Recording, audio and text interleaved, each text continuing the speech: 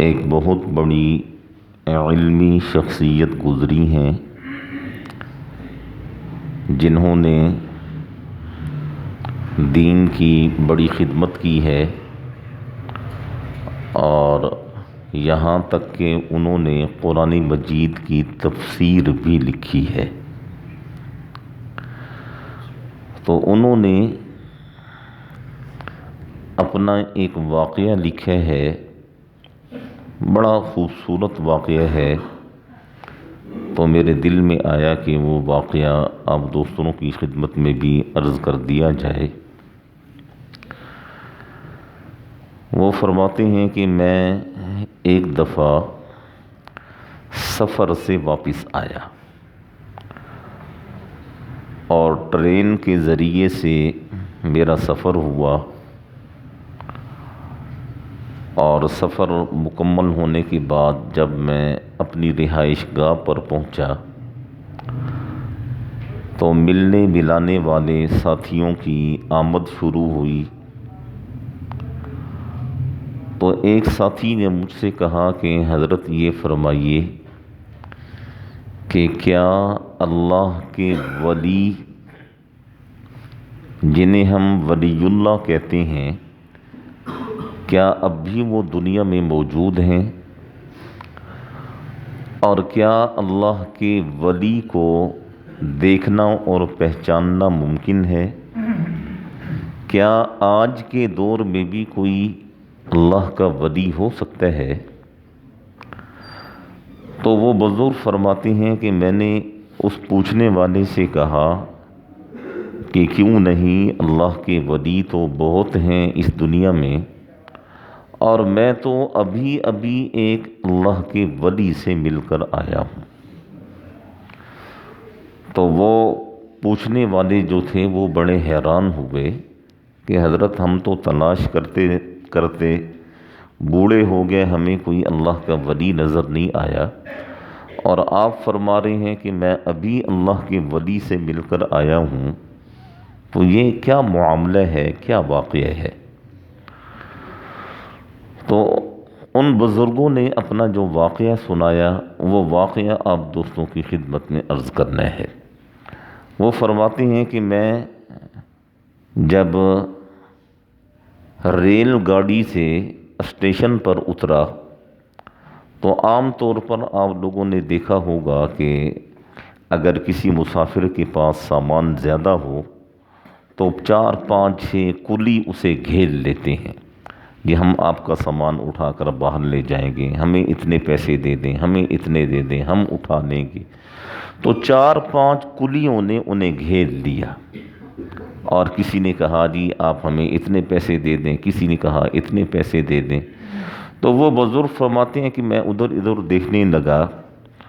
تو سامنے مجھے ایک کلی نظر آیا، وہ جو 5 6 کھڑے ہوئے تھے ان کے علاوہ میں ادھر ادھر دیکھ رہا تھا، تو سامنے مجھے ایک کلی نظر آیا، اور میں اس کی کیفیت دیکھ کر حیران رہ گیا کہ وہ کھڑا ہوا ہے اور نماز پڑھ رہا ہے۔ تو میرے ذہن میں آیا کہ کیوں نہ اس کلی کا انتظار کیا جائے جو نماز پڑھ رہا ہے، ابھی یہ نماز سے فارغ ہو جائے گا تو اسی سے اپنا سامان اٹھواتے ہیں، اور جو معاوضہ دینا ہے وہ اسی کو دیتے ہیں۔ تو میں تھوڑی دیر انتظار میں بیٹھ گیا، تو اس کولی نے جب اپنی نماز کو مکمل کیا تو میں نے اسے بلایا۔ تو بلانے کے بعد میں نے اس سے کہا کہ بندہ خدا، یہ تمہاری روزی روٹی کا وقت ہوتا ہے، روزی روٹی تمہاری ہے تو یہی کہ جب ٹرین آتی ہے مسافر اترتے ہیں تو مسافروں کا سامان اٹھا کر تم لوگ باہر رکھتے ہو، اور اس کے عوض تمہیں چند پیسے ملتے ہیں۔ ٹرین آئی ہوئی ہے اور مسافر اتر رہے ہیں اور تم کھڑے ہو کر نماز پڑھ رہے ہو، تم اپنے دھندے کی طرف کیوں نہیں آئے، اپنے کام کی طرف کیوں نہیں آئے؟ تو اس قلی نے جو جواب دیا وہ جواب سونے کے پانی سے نکلنے کے قابل ہے۔ اس قلی نے کہا کہ حضرت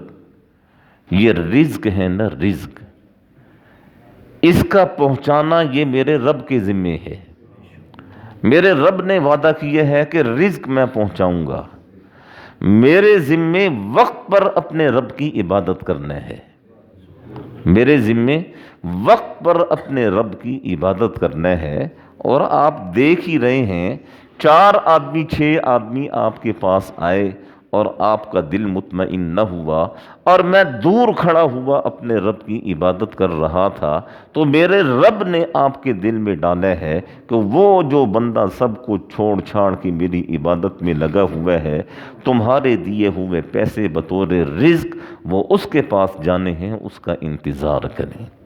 تو اس قولی نے کہا کہ حضرت آپ کو سمجھ نہیں آئی کہ میری وجہ سے اللہ نے آپ کو انتظار کروایا ہے، اور آپ انتظار میں رہے، اور اب جب میری نماز مکمل ہوئی تو آپ خود ہی میرے پاس آئے اور مجھ سے کہنے لگے کہ بندہ خدا یہ معاملہ ہے۔ تو وقت پر انسان اپنے رب کی عبادت کرے، باقی رزق ہے، یہ رزق تو میرے رب نے پہنچانا ہے۔ وہ بزرگ فرماتے ہیں کہ اس سے بڑا ولی میں نے دنیا میں آج تک نہیں دیکھا۔ یہ جو اللہ کے ولی ہوا کرتے ہیں نا، وہ اسی رنگ اور ڈھنگ میں ہوا کرتے ہیں۔ کوئی ضروری نہیں ہے کہ اللہ کا ولی وہ ہوگا جس کے ماتھے پر محراب ہو اور جس کے ہاتھ میں تسبیح ہو اور جو ہر وقت نفلیں پڑھ رہا ہو، وہی اللہ کے ولی ہے۔ نہیں، رزق حلال کمانے والا بھی اللہ کا ولی ہے، اپنے رب کی ذات کو پہچاننے والا بھی اللہ کا ولی ہے،